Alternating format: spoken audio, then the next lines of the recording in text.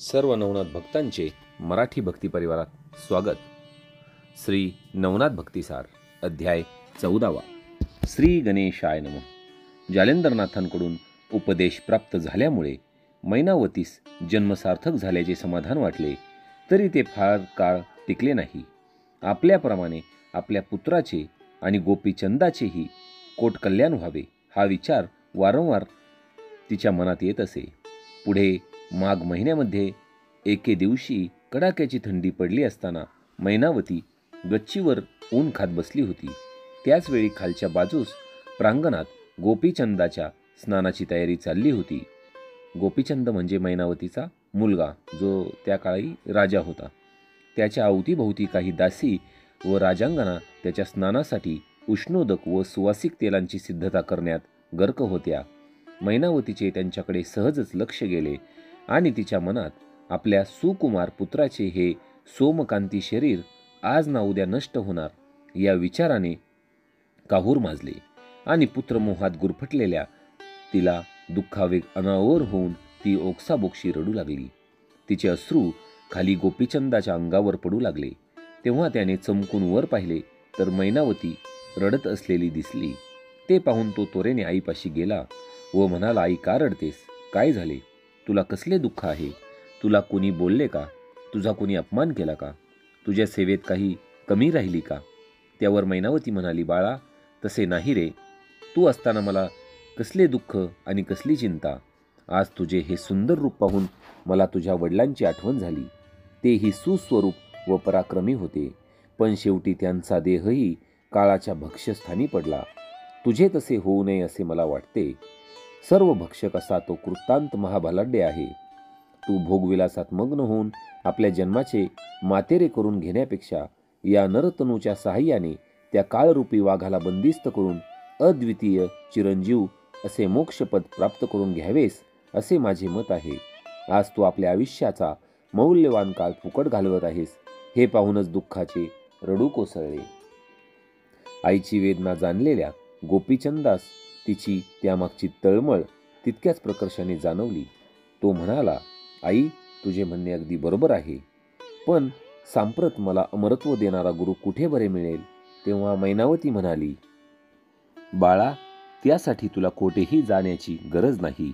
दैवयोगाने थोर योग्यतेचा जालिंदर नावांचा एक नाथ सध्या आपल्याच शहरात राहत आहे.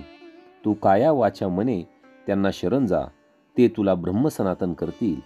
पण गोपीचंदावर ऐहिक सुखांचा एवढा प्रभाव होता की त्या समस्त राजवैभवाचा त्याग करणे ही कल्पनाच त्यांना सहन होईना. वेळ मारून नेण्यासाठी ते म्हणाले, आई परमार्थ केव्हाही श्रेयस्कर आणि गुरुचे महत्त्वही थोर आहे, पण तू मला एकाएकी योगदीक्षा घ्यावयास सांगशील तर ते मला कसे शक्य होईल? त्यासाठी मानसिक तयारी महत्त्वाची. म्हणून मला 12 वर्षांची मुदत दे. या अवधीत मी सर्व सुख उपभोग घेऊन मी गुरुला शरण जाऊन दीक्षा घेईल. आपल्या पुत्रांची ती प्रपंचासक्ती मैनावतीला अजिबात आवडली नाही. ती म्हणाली, मृत्यू कोणत्या क्षणी घात करेल ते सांगता येत नाही. तेथे तू मला 12 वर्षांची खात्री कोणत्या आधाराने देतोस? काळाचा प्रभाव इतका गहन आहे की त्याच्या पुढे कोणाचेच शहाणपण चालत नाही. श्रेष्ठांनीही त्याच्या पुढे गुडघे टेकले आहेत. तेव्हा तिच्या म्हणण्याला संमती देऊन गोपीचंद स्नानाकरता निघून गेला. मैनावती आणि गोपीचंदाचा हा वार्तालाप गोपीचंदाची लुमावती नावाच्या राणीने गुप्तपणे ऐकला होता. आपल्या पतीने सासूचे ऐकले तर आपले हाल होतील, शिवाय राज्यव्यवस्थाही कोलमडून पडेल या विचारांनी तिच्या मनात प्रचंड खळबळ माजली. मैनावतीच्या रूपाने महाअनर्थरूपी ग्रहण राज्याला ग्रासू पाहत आहे, त्याला वेळीच पायबंद घातला पाहिजे असा विचार करून तिने राजाच्या मर्जीतल्या आपल्या 7 सवतींना बोलावून घेतले आणि मैनावतीचे सर्व दृष्ट कारस्थान त्यांच्या कानावर घालून सासूविरुद्ध त्या सर्वांची मने वळवली.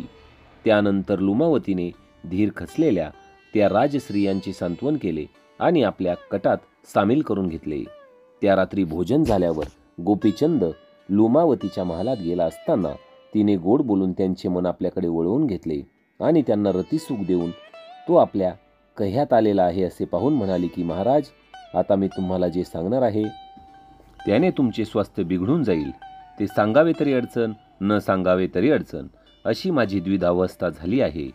तुम्ही मला अभयवचन दिलेत तरच मी काही बोलू शकेल.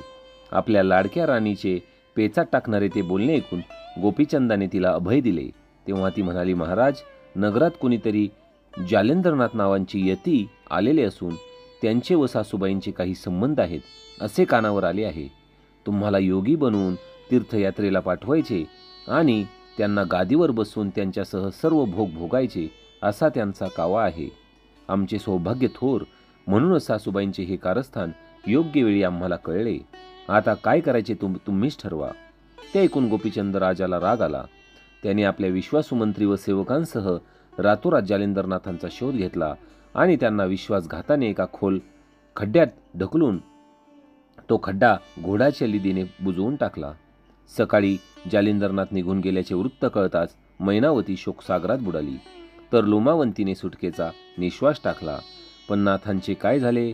खड्ड्यात पडताच त्यांनी वज्रासन घातले आणि आपल्या माथ्यावर वज्रास्त्र व भोवताली आकाशास्त्राची योजना करून स्वतःला सुरक्षित केले. त्यामुळे खड्ड्यात जाऊनही ते स्वस्थ होते. तर श्रोतेहो, जालेंद्रनाथ पुढील अध्यायामध्ये कशा प्रकारे बाहेर निघणार आहेत याविषयीची कथा आपण जाणून घेणार आहोत नवनाथ भक्तिसारचे अध्याय 15 मध्ये. सर्व नवनाथ भक्तांना विनंती आहे की चॅनलला सबस्क्राईब करा आणि या मराठी भक्ती परिवाराचे सदस्य व्हा. तसेच व्हिडिओला जास्तीत जास्त शेअर करा, जेणेकरून येणाऱ्या श्रावण महिन्यामध्ये सर्वांना नवनाथ कथेचा आस्वाद घेता येईल. अलख निरंजन आदेश.